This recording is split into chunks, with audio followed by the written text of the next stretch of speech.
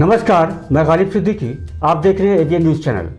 AVN news channel के खास कार्यक्रम रूबरू में आपका तहे दिल से स्वागत है। हर इंसान की ज़िंदगी किसी मकसद के तहत गुजरनी चाहिए तो उसे सुकून मिलेगा। ख़ास तौर से गरीब और दबे कुचले लोगों की मदद के लिए जो हाथ आगे बढ़ते हैं उसके लिए परमात्मा भी साथ देता है। आज हमारे स्टूडियो में एक ऐसे ही शख्स आमंत्रित है जो सोशल एक्टिविस्ट है और जेएमएम की अल्पसंख्यक मोर्चा की पूर्व जिलाध्यक्ष हैं, रुचि कुजूर। तो बहुत बहुत स्वागत है हमारे स्टूडियो में आपका। बहुत बहुत धन्यवाद। एवीएन न्यूज़ के सभी दर्शकों को बहुत बहुत जोहार मेरा और नमस्कार सलाम। हम जानना चाहेंगे कि कैसे शुरुआत हुई आपकी। राजनीति से पहले आप सोशल एक्टिविस्ट थी या फिर राजनीति में आने के बाद आपने इस ओर कदम रखा?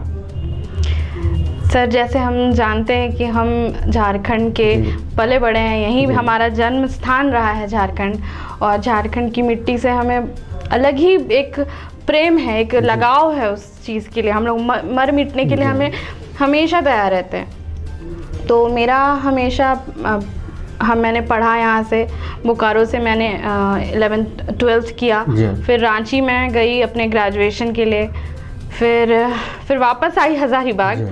तो मेरे पिताजी जो थे वो बोकारो में बोकारो स्टील प्लांट, जिसको सेल के नाम से भी हम लोग जानते हैं, हाँ। वहाँ पे उनका जॉब रहा है, तो वहाँ से भी मेरी पढ़ाई कंप्लीट हुई। फिर जब पापा हमारे रिटायर हो गए तो फिर हम लोग वापस आए हज़ारीबाग, तो यहाँ से मैंने मास्टर्स किया। इस दौरान हम लोग हर एक स्कूल से हो या कॉलेज टाइम, हम लोग कुछ ना कुछ आज भी देख सकते हैं, हर कॉलेज में donation camp, blood donation camp लगता है, और थोड़ा बहुत जैसे फ्रेंड सर्कल में मिले तो हम लोग एक लगता था कि हाँ, किसको कैसे मदद करें, क्योंकि पॉकेट मनी बहुत कम मिलती थी हमें, तो उसमें बचाना भी है कुछ और कुछ खर्चा भी करना है। तो हम लोग का एक ग्रुप सर्कल था सर, हम लोग कॉलेज टाइम के। तो बेसिकली शुरू से ही आपके मन में लालसा थी कि हाँ, किस तरीके से मैं लोगों की मदद करूं, तो फिर चाहे किसी भी मामले का हो। जी।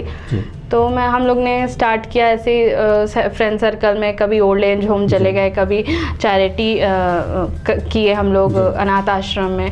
तो ऐसी सिलसिला, एक लगाव जुड़ाव गरीबों। और सर हम बता रहे सीरियसली, जब हम लोग अपने मेस का खाना नहीं खाते थे तो हम लोग कुछ जो खाना हम लोग का अलग पहले ही कर लेते थे, तो उस चीज़ को सारे जमा उमा करके हम लोग गरीबों को बांटते थे। कभी रिक्शा वाला मिल गया तो उनको दे दिए।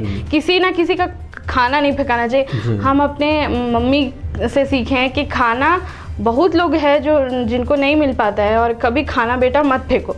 तो ये चीज़ मेरे अंदर शुरू से ही है कि खाना नहीं फेंकना है, चाहे जितना भी खा लीजिए, चाहे वो बचा के खाइए, चाहे कुछ जैसे भी एडजस्ट कीजिए। बहुत अच्छी सोच आपकी जी। पिछले बीते 3 साल में, 2 साल में जो कोरोना का दौर चल रहा था, उस दौर में आपने कितनी मदद की है, हम सबों ने देखा है खास तौर से। तो क्या क्या परेशानियाँ और किस तरह से आपने मदद की लोगों की? सो कोविड में हम लोग जैसे 2020 में कोविड आया तो हम लोग लगातार राशन का वितरण स्टार्ट किया। सबसे पहले हम लोग खिचड़ी से स्टार्ट किए। तो हज़ारीबाग के बहुत सारे ब्लॉक पंचायत में हम लोग ने खिचड़ी बांटा। 1 महीना तो बिना खाए सर, मतलब हम लोग पता ही नहीं चलता था दिन कैसे ख़त्म हो जाता था, गुजर जाता था। और मतलब इतना प्रेशर रहता था कि अपने को भूख नहीं लग रहा है, सामने वाला को दे रहे खाना, मगर वो महसूस ही नहीं हो रहा है कि हमको भी भूख लगा है। एक अलग तरह का इंसान होता है जो खुद के भूख से ज़्यादा दूसरों की भूख को महसूस करता है। जी जी जी। तो हम लोग ने लगातार पहले खिचड़ी 1 महीना हम लोग ने जिला प्रशासन के साथ वितरण किया। फिर उसके बाद बहुत लोग ने सहयोग किया हम लोग को, चावल दाल, एक पूरा हम लोग एक पैकेट बनाया जिसमें 1 किलो आलू, 1 किलो प्याज, कुछ तेल, आधा लीटर तेल, चावल दाल, इसी तरीके का एक पूरा किट बनाया। फिर उसको हम लोग ने कम से कम लगभग सर 1000 हम लोग ने उससे ज़्यादा ही वितरण किया। और ये लगातार मई, जून, जुलाई, अगस्त तक चला। अगस्त में फिर हम लोग सर बीमार पड़ गए। फिर मगर तब भी 1 महीना फिर बीमार पड़े, फिर तब तक सिचुएशन स्टेबल हो गया। उसके बाद जब नेक्स्ट आया फेज़, जब डेल्टा वायरस आया हमारा 2021 में, तब हम लोग ने फिर से स्टार्ट किया, मगर उस वक्त, हालांकि उस वक्त ऐसा दौर नहीं रहा था जो 1 साल के पहले जो हालात थे, इस बार वैसा नहीं रहा। हाँ जी। लेकिन फिर भी आपकी सेवाएं जो हमने देखी हैं और सारे लोग देख रहे हैं। एक बात और रुचि जी कि हर जगह जहाँ भी कोई इस तरह का फंक्शन होता है, हर जगह गरीबों का हो या बड़ों का हो, या हर फंक्शन में आपको देखा जाता है बहुत बढ़ चढ़ के आप हिस्सा लेती हैं। देखिए सर, सबका आशीर्वाद रहता है और सबके साथ मेरा अच्छा एक बॉन्डिंग है, जो हम मुझे सबको ही बुलाते हैं और आदर के साथ। हाँ, लगता ही नहीं है कि हम लोग कहीं भी हम जा रहे हैं तो वो एक परिवार से अलग जगह जा रहे हैं। लगता है कि हाँ, सब भाई बहन हैं। लगता ही नहीं कि आप मेहमान के तौर पे वहाँ हैं। मेहमान लगता ही नहीं है, उपस्थिति जो अलग सा नहीं लगता है सर, एकदम लगता है कि अपने परिवार में ही आए हैं हम। हाँ, किसी भी धर्म का हर जगह आपको देखा जाता है। जी जी जी सर। तो बस हम लोग भी कोशिश करते हैं कि लगे रहे, एक जुड़ाव जो है धार्मिक हो या सभी कम्युनिटी के साथ हम लोग का जो जुड़ाव है वो हमेशा बना रहे। राजनीतिक सफ़र कैसा रहा? यहाँ से सोशल एक्टिविस्ट होने के साथ साथ आप JMM की पूर्व अध्यक्ष, तो जी सर, कैसे आपने क्या किया उसमें? फिर सबसे पहले मैं एक नागपुरी एल्बम बनाती थी। पहले जब मैं मास्टर्स करी थी, साथ में पैरेलल मेरे करियर मैंने स्टार्ट किया था। पहले मॉडलिंग से स्टार्ट किया, तो कुछ एक कोई कंपनी थी रसिका करके, ट्राइबल कंपनी है जमशेदपुर की, तो उसमें मैंने मॉडलिंग भी किया। तो उसके बाद जैसे मैं मॉडलिंग में गई, तो उसके बाद हमको ऑफर आया एल्बम का। तो एल्बम से शुरुआत किया मैंने। एल्बम हमको लगता है मुझे 30 एल्बम्स आपको मिलेंगे ही, कम टाइम पे एल्बम्स बनाया। धार्मिक भी थी और नागपुरी एल्बम भी थी। तो उसी तरीके से फिर उसके बाद मैंने साथ मास कम्युनिकेशन भी किया। फिर उसके जस्ट मैंने जब मास कम्युनिकेशन किया, उसके बीच में ही मुझे ऑफ़र आया। तो मैंने बहुत सोचा कि मैं क्या करूं। फिर लगा कि नहीं, कर लेना चाहिए। पहले इंसान पहले उस चीज़ में कदम रखेगा, तभी उसको समझ में आएगा कि हार्ड है या इजी है, क्या है ये एक्चुअल। तो मैंने किया। उसके बाद अब आपके सामने हूँ सर। नहीं, तो ये JMM मैं जो बता रहे हैं, JMM राजनीति में क्या किया आपने? राजनीति में किस तरह से कदम रखा और कैसे वहाँ सेवाएं दी? अभी फ़िलहाल मैं सर गरीबों का जो मदद हो पा रहा है हम लोग से, चाहे किसी भी तरीके से, जैसे किसी को वृद्धा पेंशन चाहिए, विधवा पेंशन चाहिए, किसी को आवास की ज़रूरत है, तो सर हम लोग इस चीज़ का बात उठाते हैं, आवेदन लेते हैं। तो इसी तरीके से आवेदन आगे भी बढ़ती है और काम भी होता है।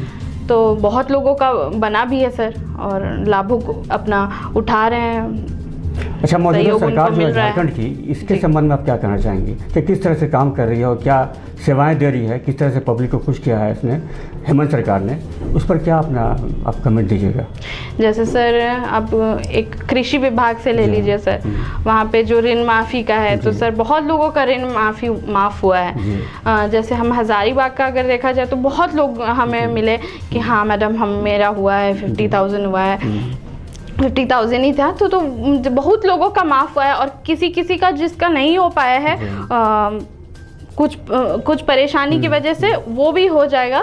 बात चल रही है, टोल फ्री नंबर भी दिया गया है हम लोगों को, कॉन्टैक्ट नंबर भी दिया गया है, और बाकायदे काम चल रहा है। और वो जितने भी लाभुक है, जिनका भी ऋण माफ़ी होना है, वो हो रहा है सर। तो वहाँ से आपने जो बता रही करना मॉडलिंग में थी, फिर आपने YouTube में आपने अपने गाने भी दर्ज किए हैं, तो वहाँ से आपने U-टर्न क्यों लिया, क्यों छोड़ा उसे? सर छोड़ा इसलिए क्योंकि जब मैं मास्टर्स करी थी, तो साथ ही साथ वो पैरेलल, जैसे मैंने बताया कि पैरेलल वे में चल रहा था, वो मेरी पढ़ाई भी चल रही थी और साथ साथ फिल्मी दुनिया भी चल रही थी। तो जब मुझे अटेंडेंस का परेशानी हुआ, तो मैंने छोड़ दिया उसको, थोड़ा ब्रेक दिया। ब्रेक रहते रहते मैंने मास कम्युनिकेशन भी किया।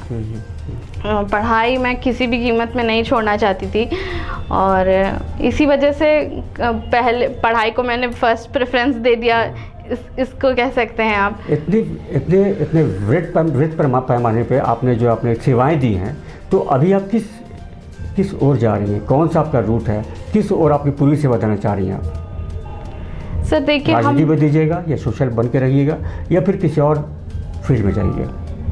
सर सोशल वर्क भी एक राजनीति का ही फील्ड रहा है हाँ। सर। एक समझिए एक दूसरे के बिना वो लोग अधूरे हैं, क्योंकि जब आप सर्व कर रहे हैं तो आप एक अच्छे रास्ते से करते हैं।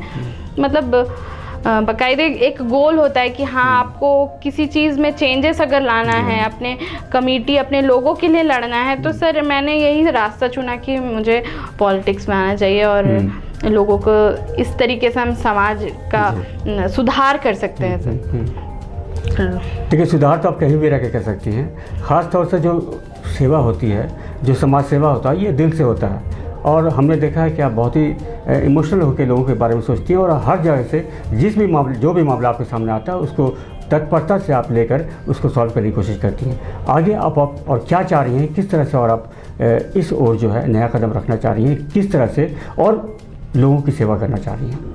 बस सर सेवा तो मैं कर रही हूँ, मगर ये सोच के नहीं कि क्या बनना है कल को। अब हमारी जनता हमें कितना प्यार देती है सर, उन पे निर्भर करता है कि क्या चाहते हैं सामने वाले लोग, तो उसी के हिसाब से सर हम लोग चलेंगे। कि जनता को खुश किया जाए ना खुश किया जाए, एक आदमी की सोच होती है, एक उसका जहन होता है कि नहीं हम जो है हमको इस काम में सेटिस्फेक्शन मिलता है, इस काम में सुकून मिलता है। तो समाज सेवा भी एक तरह का नशा है, एक तरह का शौक़ है जो नहीं करना है। जी सर, इससे तो हम लोग दूर भी नहीं भाग सकते। अब हम लोग को ऐसा लग गया कि मतलब मेरे घर पे सर सुबह हम उठते हैं और लोग का इतना कॉल आता है, 6 बजे सुबह के 6 बजे से कॉल आने लगती है, तो लोग पहुंच भी जाते हैं। बहुत लोग तो घर जो जानते हैं वो पहुंच ही जाते हैं 8 बजे तक। तो सर अब मन नहीं करता है कि कैसे, मतलब अगर कोई आपके सामने बता रहा है परेशानी, आप उसको नज़रअंदाज तो चाह के भी आप नहीं कर सकते, नहीं हो पाता है सर अब, और करना भी नहीं। तो और सर इसमें सच में मन लग गया है अब। वही मैं कह रहा हूँ कि एक शौक़ होता है, एक धुन होता है, तो आपका मुझे लगता है कि आप जो है इस ओर जो है पूरी अपनी लाइफ पे लगाना चाहती हैं। अच्छा, पुराने जो लोग थे आपके, वो गाने वाले लोग या फिर मॉडलिंग वाले लोग, तो वो तो याद करते हो कि वापस लौट जाओ। आज भी लोग हमसे हर एक लोग कनेक्टेड है सर, चाहे उड़ीसा के एक्टर हो, चाहे वो लोग ऑफर देते होंगे। हाँ, अभी हाल फिलहाल में आया था सर, एक कॉल आया था कि मैडम अब नहीं करेंगी क्या? बोले नहीं अभी नहीं करेंगे क्योंकि अभी फिलहाल एक चीज़ में फोकस है और उतना समय भी नहीं मिल पाता है सर कि हम उस पर भी कनेक्ट हो पाए। आगे की पढ़ाई तो मास कम्युनिकेशन किया आपने? जी, और मैंने मास्टर्स कर लिया। क्या सोच के किया था आपने?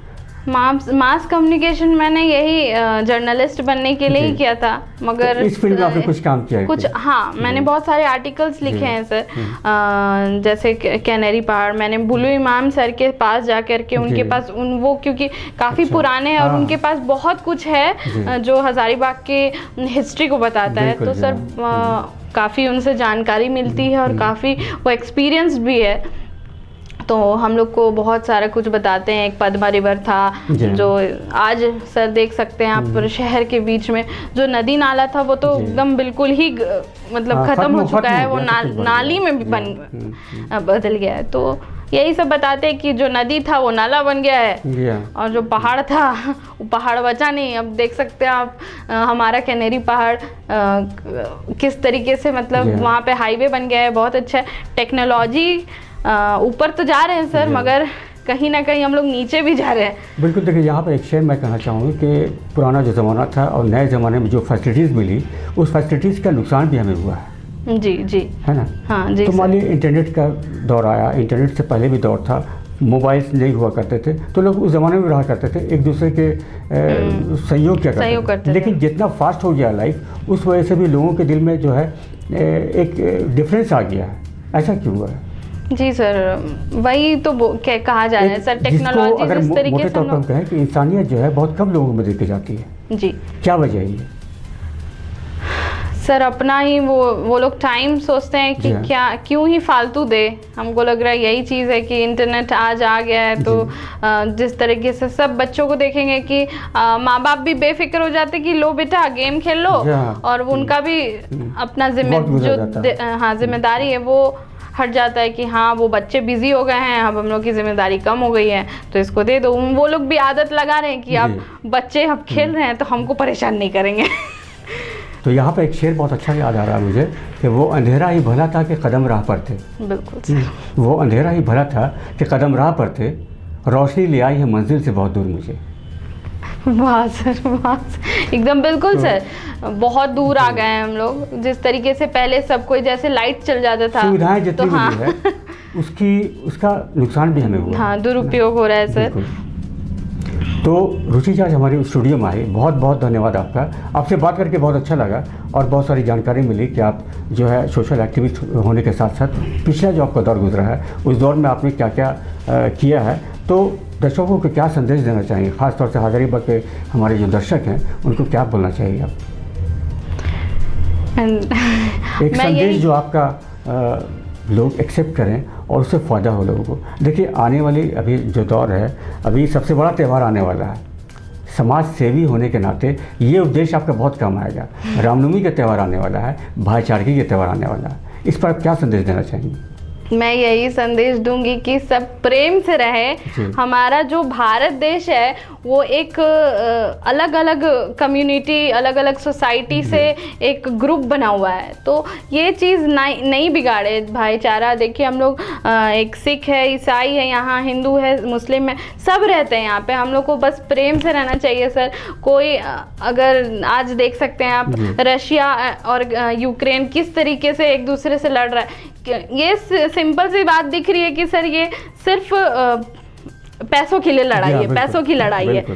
तो हम लोग जिस तरह से हम लोग लड़ते हैं सर एक छोटा सा डिस्ट्रिक्ट में, इस तरह का नहीं होना चाहिए। क्योंकि जब हम ही लोग लड़ लेंगे तो सामने वाला जो भी है, चाइना, पाकिस्तान, बांग्लादेश, अफगानिस्तान, सारे तो हावी हो जाएंगे सर। जब बोलेंगे कि यही लोग टूटा हुआ है तो फिर हम लोग को तोड़ने में क्या है। तो ये चीज़ नहीं दिखाना चाहिए। हम लोग में बहुत प्रेम है और हम सब एक भाई बहन है। हम लोग जब स्कूल टाइम रहते हैं सबसे पहले हम लोग शपथ लेते हैं कि we all Indians are my brother and sister. तो ये चीज़ हमेशा दिल में रखना चाहिए, दिमाग में भी रखना चाहिए। और हमेशा ये भाईचारा का पर्व है और बहुत अच्छे से मनाएं सब कोई। बहुत बहुत धन्यवाद हमारे स्टूडियो में आने के लिए। बहुत बहुत धन्यवाद। तो आपने देखा कि रुचि कुजूर ने बहुत सारी बातें कही और ख़ास तौर से आने वाले पर्व रामनवमी के तौर पर जो बहुत ही बड़े पैमाने पर होता है हज़ारीबाग में, उस दिन हम सब भाई बहन, ख़ास तौर से यहाँ के जितने भी लोग हैं वो फिर किसी भी धर्म के हो, सब बहुत ही आपस में मिले जुले रहते हैं। फिर क्यों रामनवमी के वक्त में ये मनमुटाव होता है? तो सारे मनमुटाव को मिटाकर रामनवमी का पर्व आपसी भाईचारगी के साथ मनाइए। धन्यवाद।